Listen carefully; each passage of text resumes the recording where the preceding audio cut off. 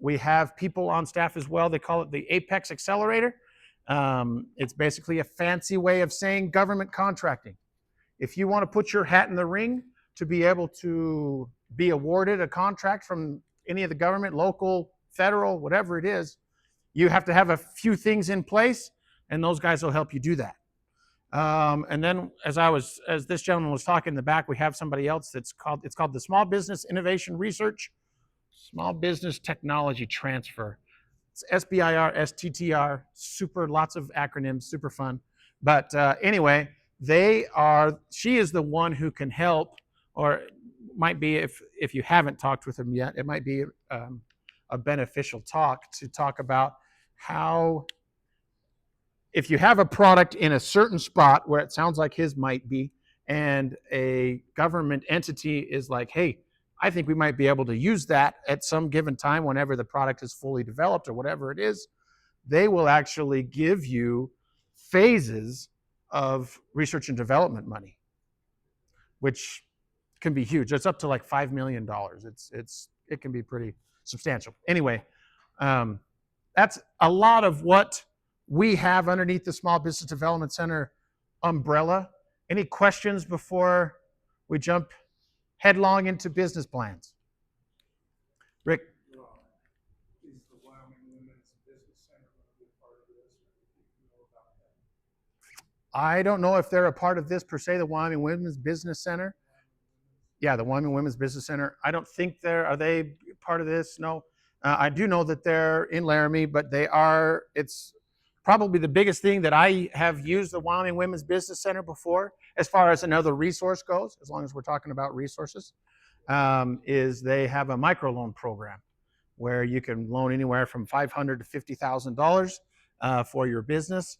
And it's actually SBA monies that they underwrite in the Wyoming Women's Business Center. They will help anybody. It's not just women, they'll help men as well. Just so you know, but they also do have a few other things that's available, like people you can bounce questions off of and things like that, business questions as well. But that's another. I did a $25,000 loan with them. Good. Anything else? How's your chance? Just kidding. If there's any questions as we go along, we kind of mentioned that at the beginning, please shoot your hands up. I want this to be as interactive as possible. Last thing you want to do is listen to me talk for the next hour uninterrupted. These guys in the back are like, yeah, that's true. That is very true. David's already asleep. All right, here we go. So I have a little bit of an agenda here. Introductions we did. We're going to talk a little bit about what it means to be an entrepreneur before we really dive in. Building your business model, which will be part of that business plan outline. And then I've already talked about the resources, and then we'll just field any questions. It says it there at the end, but please ask them as we go, because chances are, right, you always hear in school, chances are somebody has something really close or the exact same question that you have at any given time. All right, so here's part of the interactive, hopefully. We're going to start it off. Advantages and disadvantages of owning your own business. Shoot them out. What's an advantage? That could be a good or bad, right? Making bank? Making bank? Okay. Hopefully. No? Creative energy. Put it towards something that you like, hopefully. Choose your own hours. Own hours. Own retirement. You're not capped. Not capped. Unlimited potential. I like it. Say that one more time. Accelerated experience. Okay. Manage your own hours. You guys have gotten like all of the ones that I have up here. Death.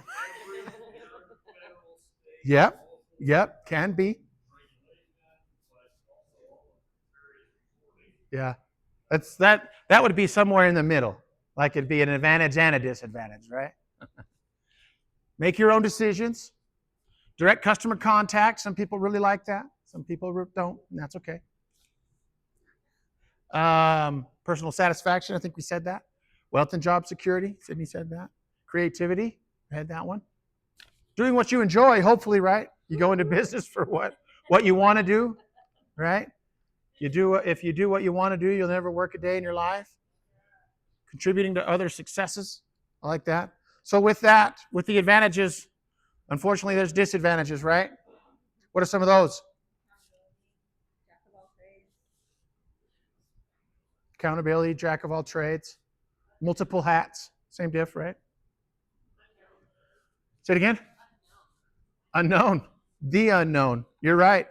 Work You- yourself to death. Work yourself to death. Costs, insurance costs, or unexpected costs. I like it. Say it again. The buck stops with you, right? You can't say go yell at the manager or go yell at the owner anymore because that's you. Finish line never moves. What is that? Right. Always going towards that superficial finish line. Yep. And it's always there, like moving the goalposts. Say it again. She said no vacation. No vacations. So my family likes the outdoors. And one time we were, where were we? I can't remember where we were, but we were not home. And we were hunting. And my dad had just gotten a cell phone. And he owned his own business. And that phone rang nonstop. I'm like, Dad, we're here to hunt. Get off your phone. It's not doing me any good. But that's right. When you're even with all this technology now, when you're gone, you're not even gone. All right, what did I put down here? You're still not your own boss. What does that mean? Who else even more specific? Customers. Say it again. Lenders. Government. Yeah. Workers' comp. Who said that? I like it. Insurance, right? Large financial risk can definitely be a large financial risk if you're building an arc reactor out of what? I'm sure there's some financial risk in there, right? Long and sometimes hard hours. We said that. Not much spare times. Income not always steady. Has anybody else dealt with unsteady income in Wyoming? Does that happen? A little bit, every once in a while. I did in Utah. And I worked for Utah? My parents, they had an insurance business, audits and inspections for 20 years. So Okay. we all worked together on that. It was, yeah. Ebbed and flowed, huh? Yeah. The buck stops with you. We said that, right? You can't go tell somebody else. It's you. Doing the tasks you don't like. What are those tasks that you don't like? Is it Cindy? Candace. Starts with a C. No, it doesn't. What's your name? Oh, I was way off. Dusty. Dusty, what don't people like to do with their business? What's the main thing that you do? I don't like to do the taxes. Bing. Don't like to do Record keeping. Isn't that what you do? A lot of that, I assume, right? Yeah, record keeping. Something I'm good at. Hey, there you go.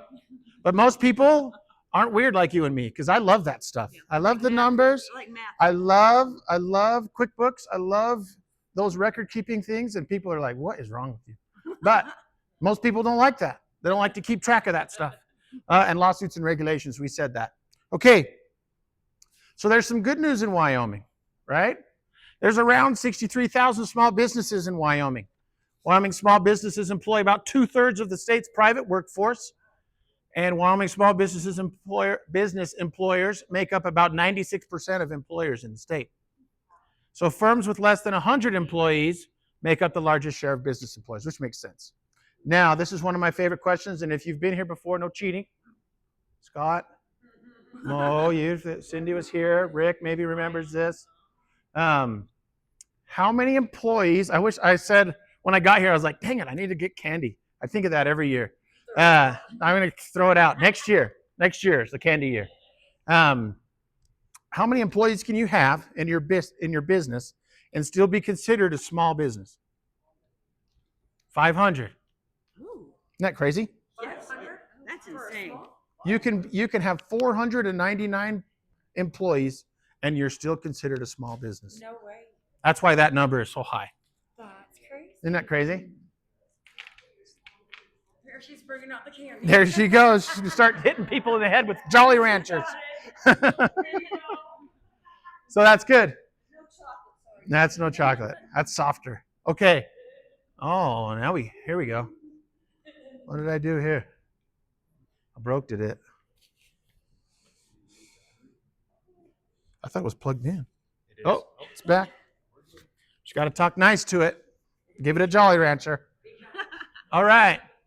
So the unfortunate side of the good news is the bad news, right? It is estimated that 30% of new businesses fail in the first 2 years. 50% of those close in the first 5 years. Why? Cash flow. Because they didn't come to this class. I like it. Write it down. Cecilia, right? Cecilia said, give her an extra point or a star or brownie or something. Jolly Rancher. Why else? Cash flow. Cash flow's big, huge. Safety issues. Safety issues, especially in like oil, gas, Wyoming, big part of that. Broken down equipment. Yeah. Competition. I'd even go as far as to say it could even be that maybe the market that you're in wasn't ready for what you had. It's too early or too late. Don't have the tenacity. Location, right? Not adapting. I agree. Say it again. Political shifts. We've seen that, haven't we? Not taking care of past problems, but taking care of more recent problems, ignoring. Yeah. Yeah, that'll make a business. Overlooking things. Okay. So it can be challenging to find financing. So I like these questions just to kind of get our brains going a little bit, right? We're not going to dive too deep into that. We're going to let David take all the financial burden and everything onto him when he comes up here and presents. But it can be challenging to find the financing. We already did that. Other reasons for business failure. Any others before we jump in? Has anybody? Okay, this is one of my favorite ones.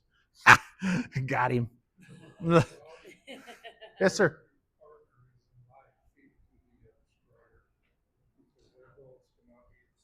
Yeah, making sure that the people that you're working with are along the same lines. That's fair. So before I took this position as the Small Business Development Center, I have lived in Utah. Don't do that. Don't say you're in Utah. Or where are you? Where are you guys from? Oh, that's terrible. No, just kidding. No, that's good. My sister lives down there, so I give them a hard time. Yeah. Where are you guys from? She's in Murrieta. You know Murrieta? Yeah. A little farther north, right? Oh, it's west, straight west. Okay. Anyway, back to it. So I was a business relationship manager. I was a business banker with Wells Fargo before I took this position. We lovingly say what? We are recovering bankers now. Is that right, David? And you'd be surprised at how often this happens.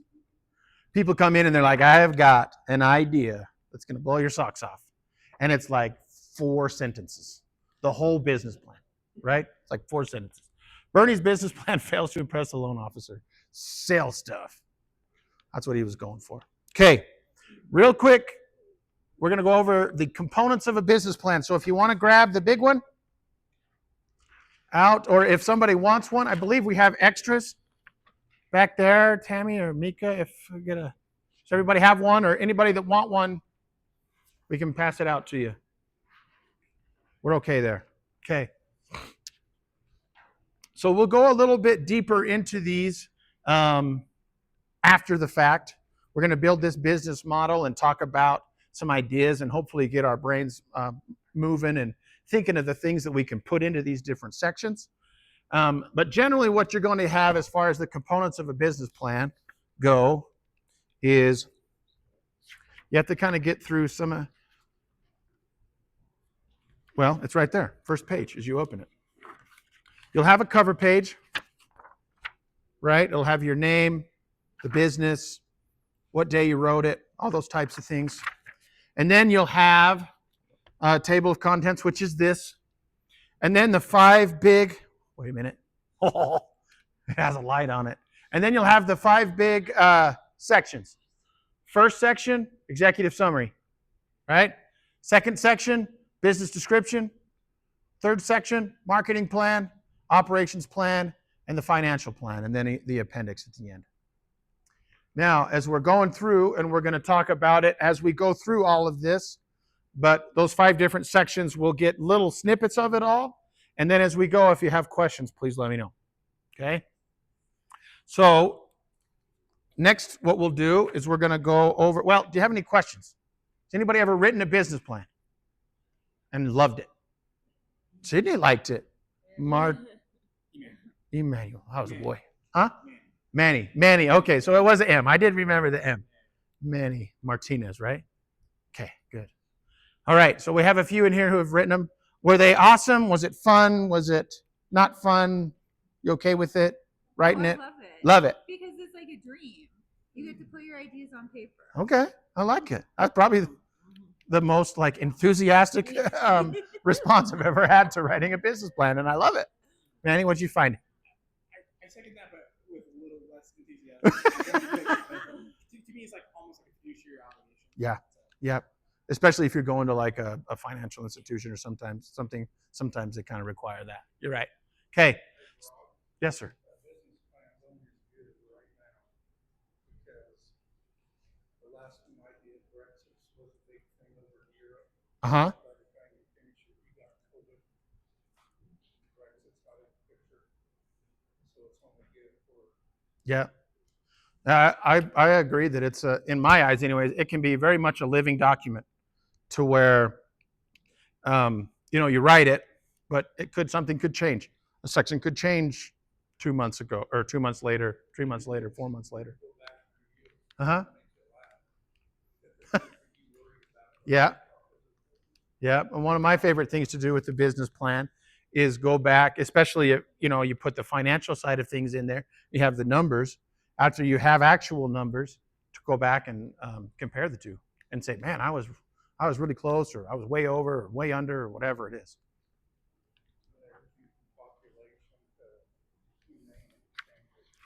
Mm-hmm.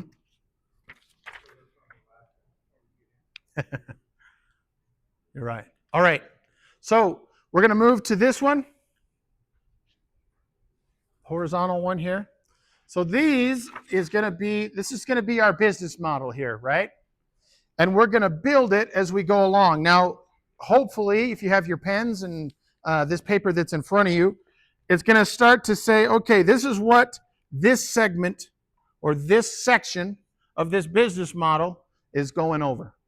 And we want to if you have ideas or you have something that you think, oh, that's a great idea, or I want to make sure that I remember that, just jot it down in the right side wherever it is, and start maybe answering these questions that these pose as we go. Is that fair? Yes, sir. Mm-hmm. Everybody still hear me okay? Yes. Okay. Okay, so the first one, customer segments. Now, if we were going to put this customer segment one, if you wanted to say, okay, I'm going to write down some ideas here in the customer segment section, and then I'm going to move it to the business plan outline, where you would put it is page 7. Top of page 7, market analysis. This customer segments, this is what we're going to try and fill in. Now, another word for customer segments, and you might be able to even read it on that page 7, is in that first sentence. Anybody there? It says target market, right? Somebody give me a definition, and it kind of gives it to us there on that front page. But what is a target market? So your avatar, your ideal client. Okay. It's like where they sit in terms of demographics.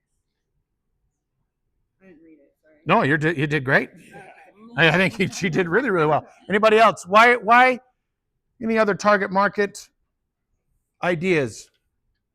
Because I think she did pretty good. Why is it important? Manny. I like to think about it also in terms of what's actually addressable, given what is within either the area you're in or the specific niche you're serving. So it is important to do the ideal customer profile, but also just in general what we actually tap into of that ideal profile. Okay. Anybody else? Why are target markets important?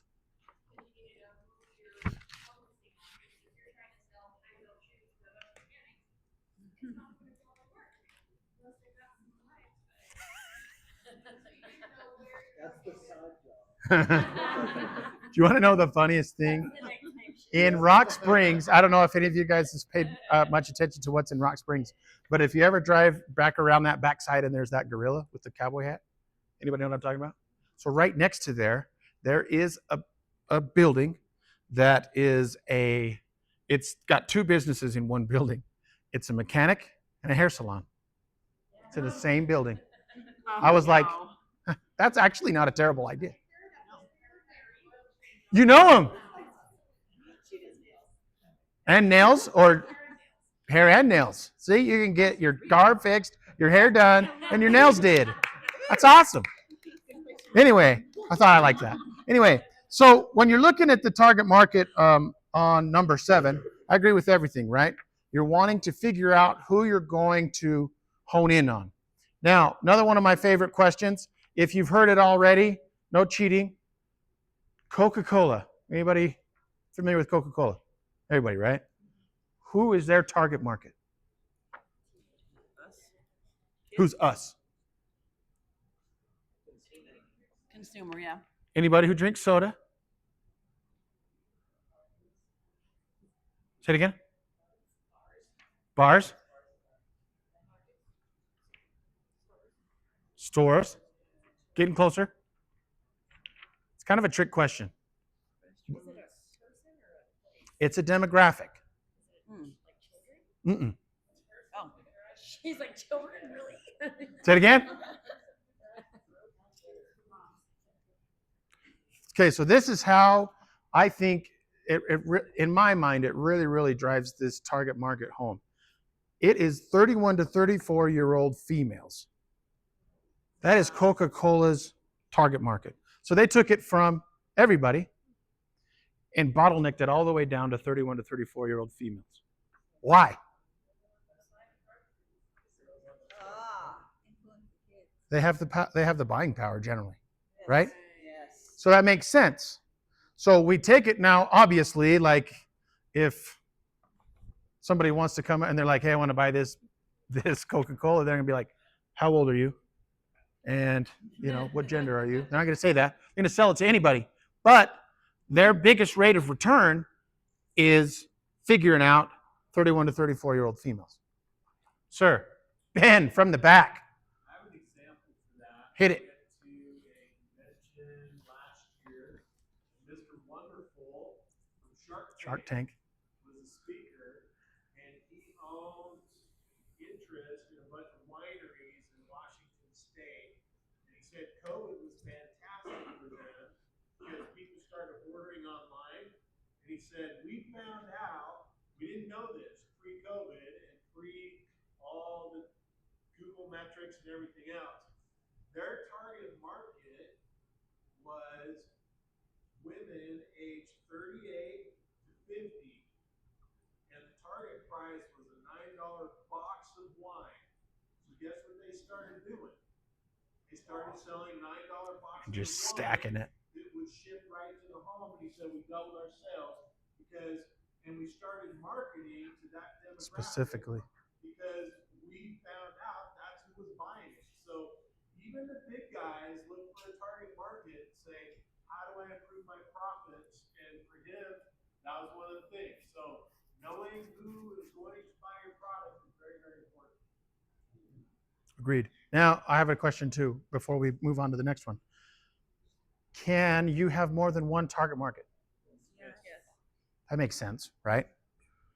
You're rarely, well, not rarely, but I think it's tough to really box people into 3 years of a female, right? So I think you can do that. If you find things that are moving out and moving really well, you can have a couple different ones. Now it's going to be a little bit longer of a section right there on page 7, right? But you can do that. Now here's another one of those shameless plugs. that I told you I was going to do a lot of. So this is the Market Research Center. If you have a general idea, or you're like, well, I know that I want to go, or this is my general idea of a target market, but I'm not sure how many there are, what the other demographics that are in the area are, what the psychographics of an area are. This Market Research Center can do that. They can find a lot of that information, so you don't have to like stew around in your head and, man, where am I going to get this information? They can do that, which is cool. Good. Questions? Good to move. Okay.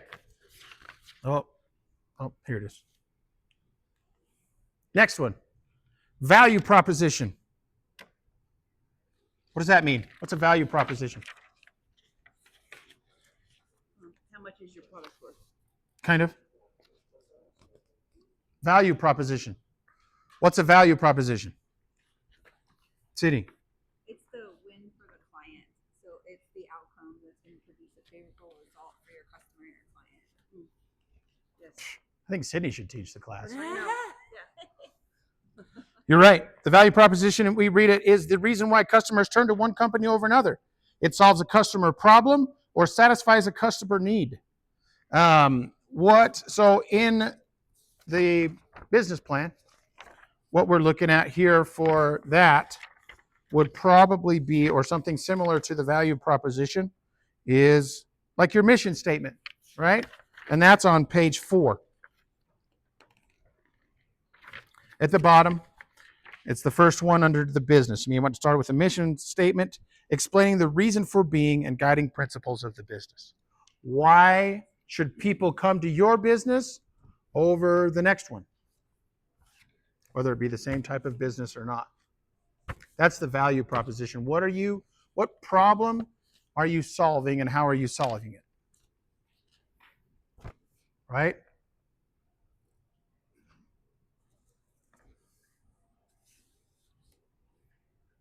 Questions? We okay there? That's another big part of it, right? When bankers, from what I've seen, when I saw the business plans, when business plans would come across my desk, I like to read the mission statement. I like to read the target market. I like to read a lot of the executive summary, which is kind of the first part that says, this is what I'm doing in a nutshell, right? From the beginning to end, this is what I'm doing. And then the rest of the business plan will hopefully explain what that executive summary says. So value proposition, I think, is another really, really big part of the business plan, and important that you find out. And realistically, Lance mentioned the elevator speech. I love that word, elevator speech. Your value proposition, your mission statement, a lot of the times will be a very, very good elevator speech. This is why I did this business. This is why you should come to me, because I solved this problem, or whatever it is. Does that make sense? Yes. What else? Any other questions, additions, subtractions? Anything? Addition, like in our business, we'll get people call and ask, what sets you apart from other businesses? Mhm. Because we do t-shirts and stuff. Mm-hmm. A million of them out there. Mm-hmm. We try to not necessarily beat everyone's price, but be super competitive in price, best customer service, and try to beat anyone's turnaround time as well. Okay. So we try to leverage that per se to gain more business. I like it. I like it. That's good. I mean, that's solving their problem. Why should they go to you over anybody else? That's that mission statement.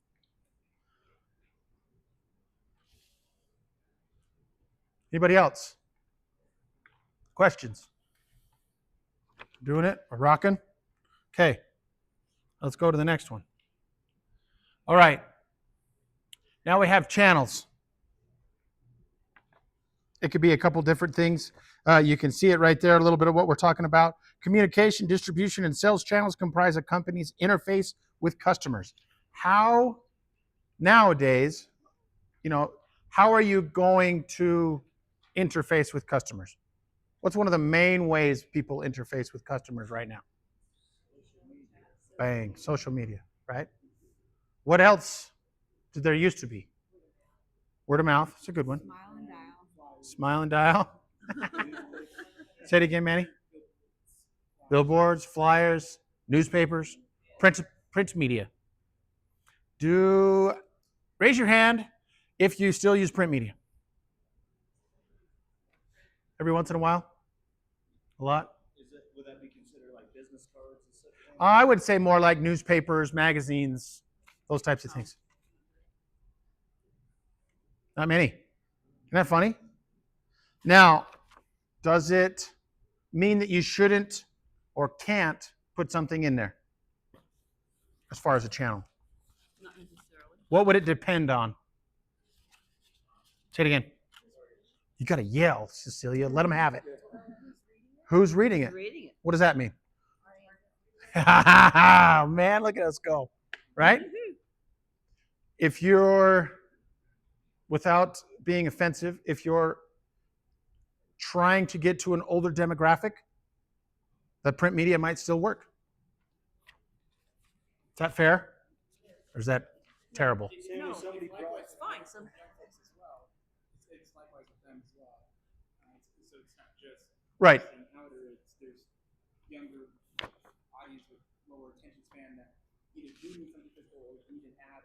So Mm-hmm. it goes both ways. It's fair. It does. It's fair. It's like somebody brought up the radio ad earlier. Mm-hmm. Very many people listen to it. They listen to Spotify, Pandora, Sirius, all that. Mm-hmm. So that's not going to hit very many It's fair. people that way. Yep. How would you know what works and what doesn't?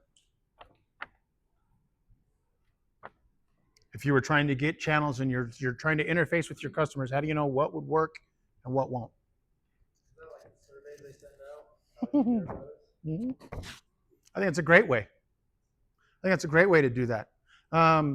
If you, She asked how you found out my store.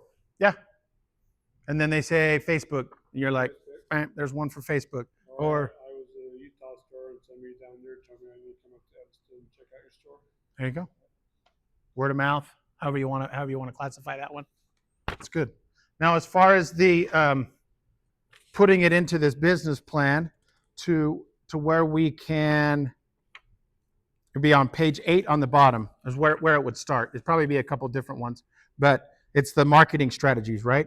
Present a clear and concise picture of how you plan to market, sell your product, and how these strategies will produce profits, right? So all of those notes that you may put in there, if it goes down into the bottom of page 8, would be a good spot for it. Now, Sydney, Manny, when you wrote those business plans, did you ever write something more than once? Oh God, of course. I set that one up, right? So it's going to happen.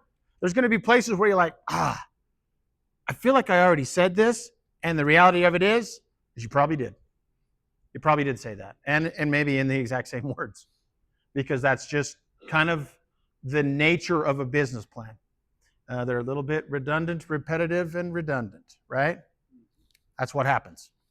So don't go crazy with that if you think, man, I'm writing the same things over and over again. It's not potentially, it will happen. It'll definitely happen. Okay, anything else on channels or marketing strategies, how to get your name out, how to interface with those customers? Anything that you guys have done now in a business or are doing that's like, wow, this is really working and this is awesome and wouldn't mind sharing? Discord. Say it again. Discord. Discord. Elaborate. Basically, I set up my Discord channel for the activities that I do in my store, which is like Magic Gathering, Warhammer. Discord is like Slack. Oh, okay. I've never heard Slack. So Same diff. Okay. Like a It's like a Microsoft Teams instant messaging but type thing. It's very open source. Oh, okay. Very Okay. big in gaming community. Discord. All right. Awesome. we're seeing here my Discord is going off, and I just checked. You're just selling stuff right and left, huh? I am. Good. Come again. I always put a sign in the yard, after one of my builds. Okay. Yeah, that's awesome. Word of mouth. Word of mouth is always a good one. I think I would say that I get that the most in Wyoming. Word of mouth. Sir. AEO, so AI as SEO. Okay. So we've been putting a lot of effort into just having the reality of the new SEO being ChatGPT and having people say where is a local coffee shop. So do you have like your own proprietary AI that you're pushing, or you're teaching people how to use it, or? It's technically both. So we build a bunch of tech for a lot of entrepreneurs that have AI products that they want to build themselves. Huh? And we also have our own internal tools that we built for the sense of our own advantage as well. Cool. So it's kind of a weird, as I said, I'm a hoarder of projects. Oh, hey, sounds like it's working. It's awesome. Cool. All right, our next one, customer relationships. And that one's just on that bottom page there. Describes the types of relationships a custom company establishes with specific customer segments, right? A company should clarify the type of relationship it wants to establish with each customer segment. Relationships can range from personal to automated. So what I also like about this page, not that I mean, I do like this business plan outline, but about this other page too, is it poses kind of those questions on the right too, what type of questions that we're searching to answer. And when you can answer those questions, then that will go directly back into that business plan. Does that make sense?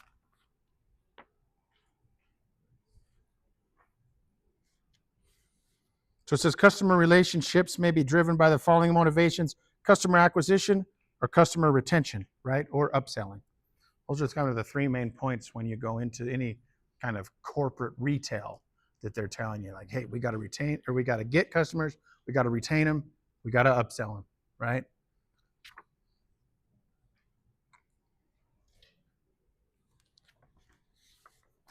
I think the customer relationships, you could probably, you could do that underneath that market analysis again on page 7, where it says for products and services aimed at consumers, you can describe their general demographic characteristics, those types of things. Just describe the person that you're trying to market to. Any questions? Hopefully this, again, what we're trying to do here is get those wheels turning. Like what are some of the things that I can put into this marketing section, or what are some of the things that I can put into the marketing strategies, or target market, all those types of things. That's what we're hopefully trying to do here. All right. Key resources is our next one.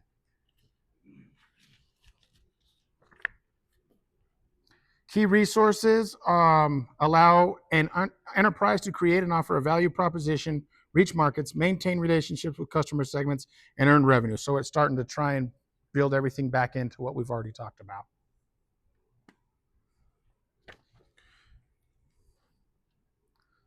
Describes the most important assets required to make a business model work. So what is a key resource? What could potentially be a key resource? You can apply it to the business that you're thinking of starting, or in general. Network, professional contacts, government organizations. I like it. I thought we were going to keep going. Oh no! No, you're just like, you're just like rattling them off. I know, but I'll stop. No, it's great. No. You go, girl. The most important assets required to make a business model work, right?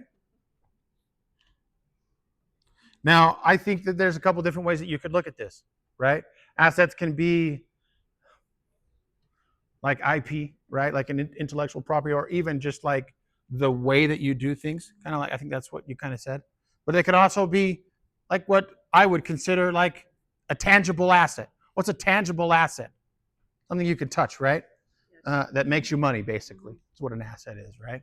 So you start to think in your business, okay, what do I need to have? Like if I'm, these guys had it. So, but if I was construction, right?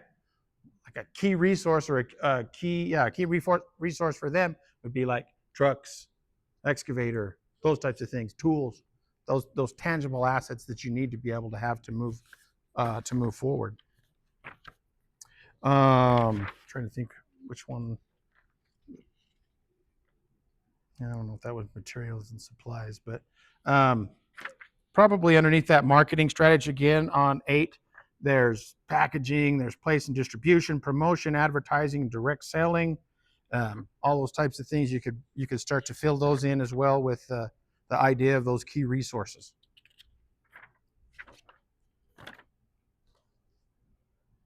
Questions?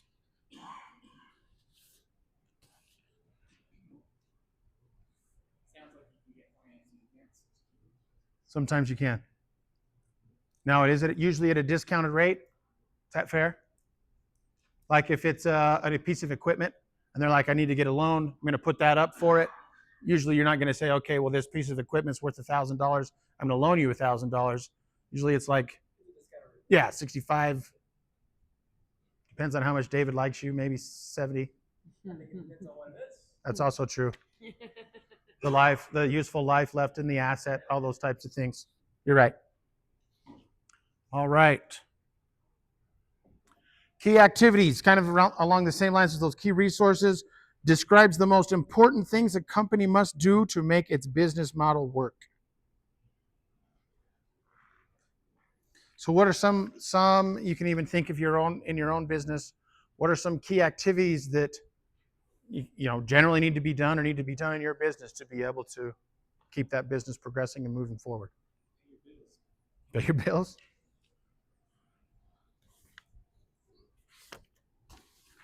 What else?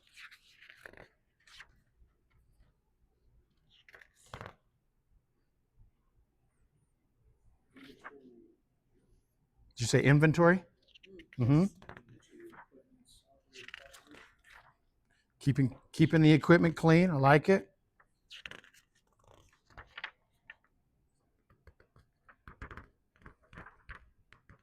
What else? I think specific. So we have templates and like core activities that need to be completed. So that goes into our. You say your IP specific? Yeah, intellectual property. Yeah, yeah. So we have like the risk assessment or like due diligence or Mm-hmm. like we do M&A, due diligence prior, or we have our templates for the NYSE listing requirements under cybersecurity. So those are kind of our key activities that we check. That you got to keep having. What? That you got to keep up with, Yeah. right? Yeah, for as the sure. regulations change. Yep. That's great. Cindy? Financial stuff? You're right. 100%. Good deal. All right. We are getting to the end here. Hang with me. A couple more. Key partners.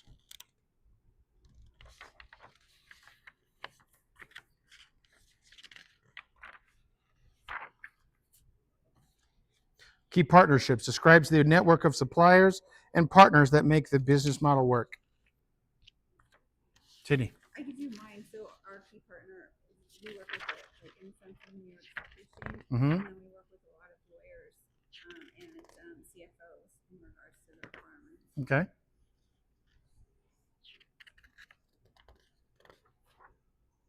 What else? Who else should you have probably a good partnership with? An accountant. An accountant's great.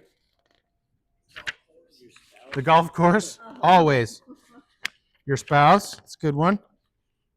Let's say if you're selling, well, really selling anything, what's one of your key partners?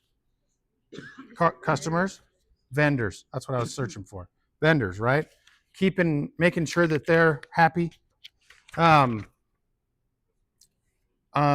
far as like vendors go, you can put that in part B on page 10.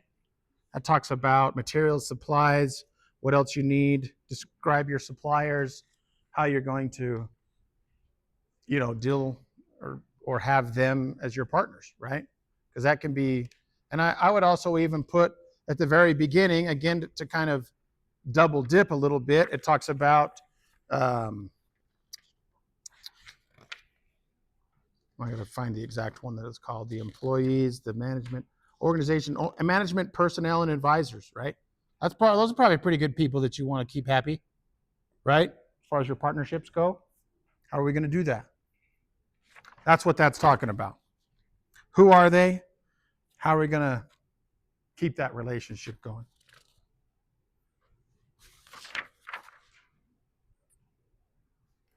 Okay, cost structure.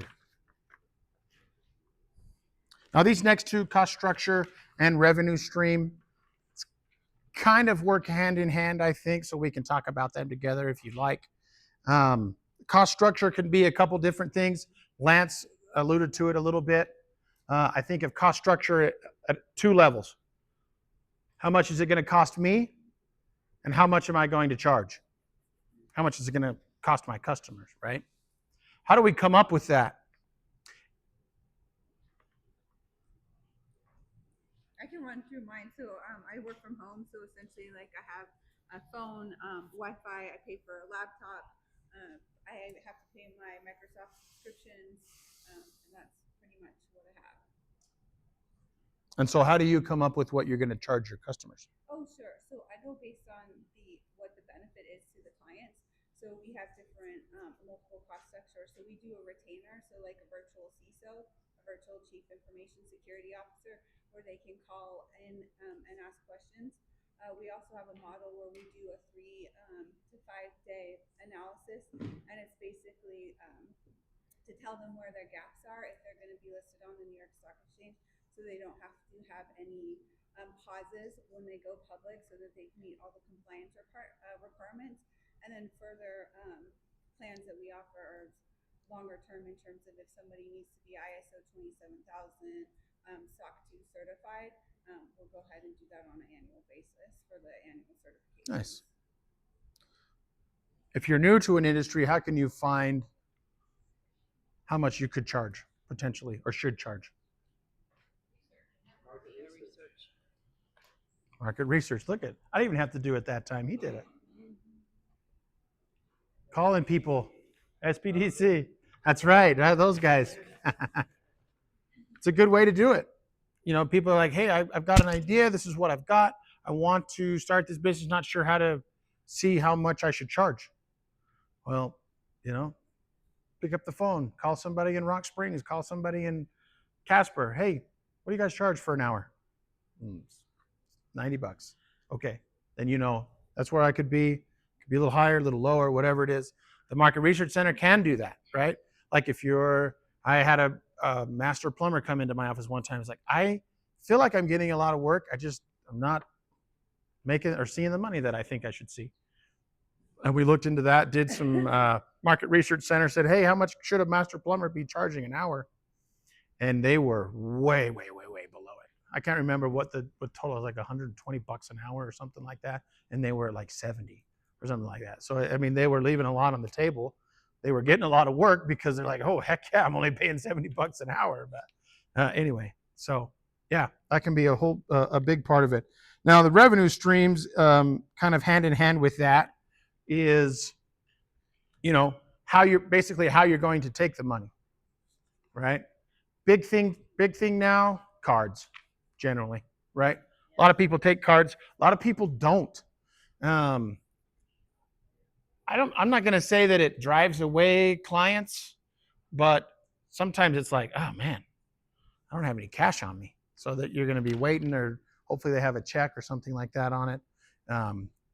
I get the idea as far as taking cards and not loving the 3% a lot of the times that they charge. But you know, you could bake that into your charge or whatever it is.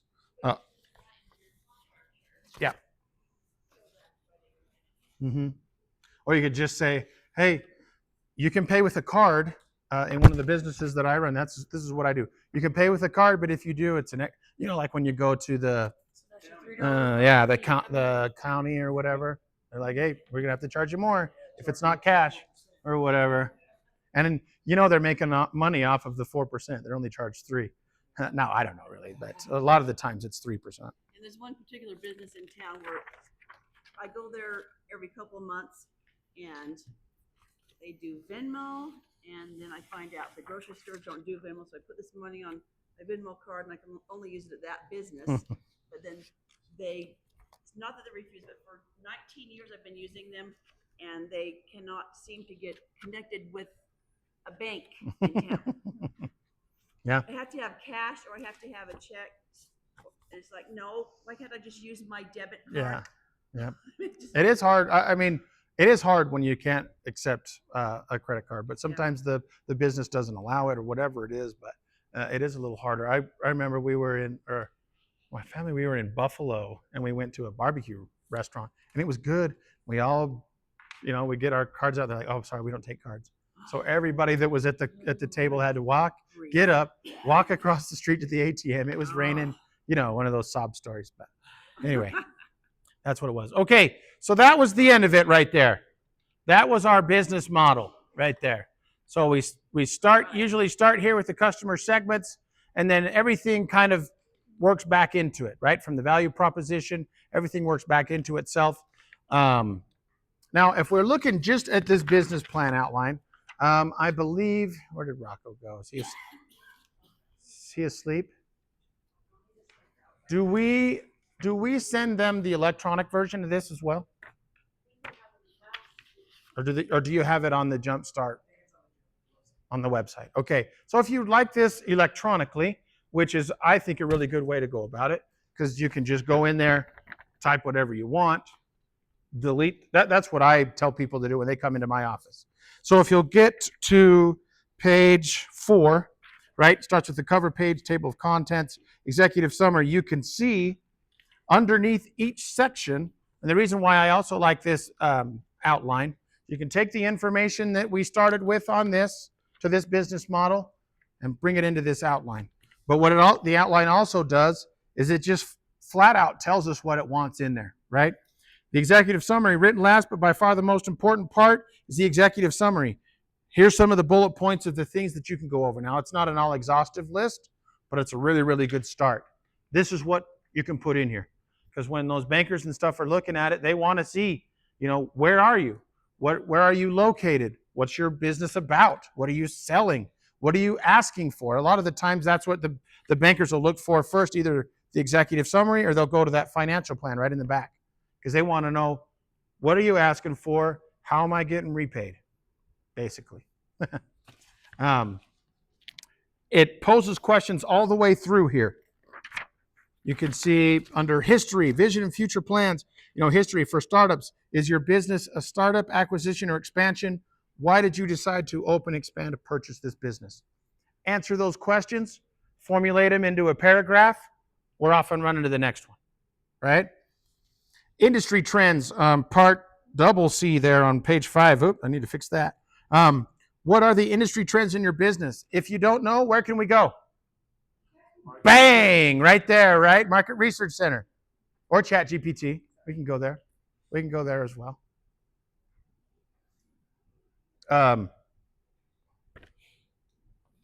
That's what this will do for you, this business plan. As you're walking through, figure out and answer all those questions. There will be things in here, like if you go to page 7, you have it underneath the market analysis. You got 4 products and services aimed at consumers and 4 products and services aimed at businesses. A lot of the times it's usually either or, right? A lot of the times it's your product and service is aimed at a business and maybe not necessarily at a consumer, like a retail customer, right? Or vice versa. So if you have one of those, then you just get rid of that other section, move on to the next. Right? One of the biggest, I can't remember if I have this on it or not. Oh, this is probably the biggest headache. I don't know. When you guys wrote it, was the financial plan super awesome or was it less awesome than the rest? Well, normally I do it for a startup, so I keep it like super Very, very concise. basic. Yeah, and so like 6 months out. So Yeah. very basic. Otherwise, you go to an accountant or your taxes or whatever. I always run kind of a scenario-based model where I can keep a worst case scenario. Okay. That's how I made it from. That's how I made it. Otherwise, It's just getting all that stuff. So the financial plan on page 12, this is probably the biggest headache that people usually have when they're looking at it. Now, I hope if I don't, or if we have it on the website, I'm not sure, but I have that Excel spreadsheet. Is it on there, Rocco? I can put it on there. I can send it to you. It's a really, really good basic. I mean, it's got, I don't know if it's basic, but it's got a lot of information on there to where you can build projections. You can build, and out of those projections, it builds a 3-year income statement and a first-year balance sheet, which is pretty cool, and can go a long way as you're building those types of things and presenting it to investors, bankers, whatever it might be. So what I like to do is I'll start out with that page or that part A, investment required, fill all that out, right? And then the budgets, cash flow, and financial statements will come out of that. After we build those projections, everything else will come out of that. So that was a ton of information.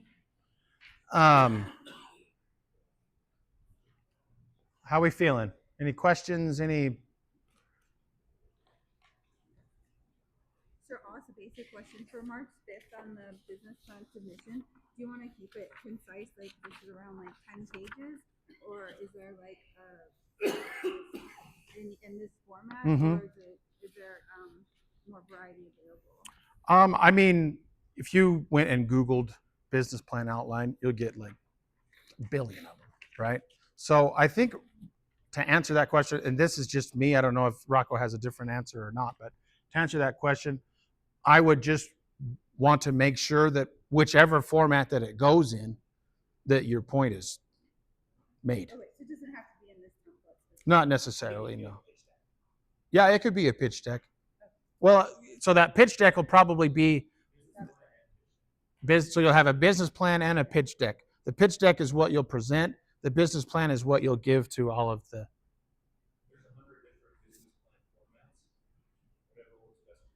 Yeah, I said just make sure that you get your point across. You put everything down that you want to put down, that you want them to know. This is more than anything, it's just a template, kind of get you started. I wasn't sure with you guys all Yeah. reading it. If you're reading so many, it's probably easier to read the template. That's why I was asking. Yeah, no, that's a good question. What was the other thing? A business plan and a pitch Deck. That, I mean, forgive me if I'm wrong, but that'd be kind of like the 10.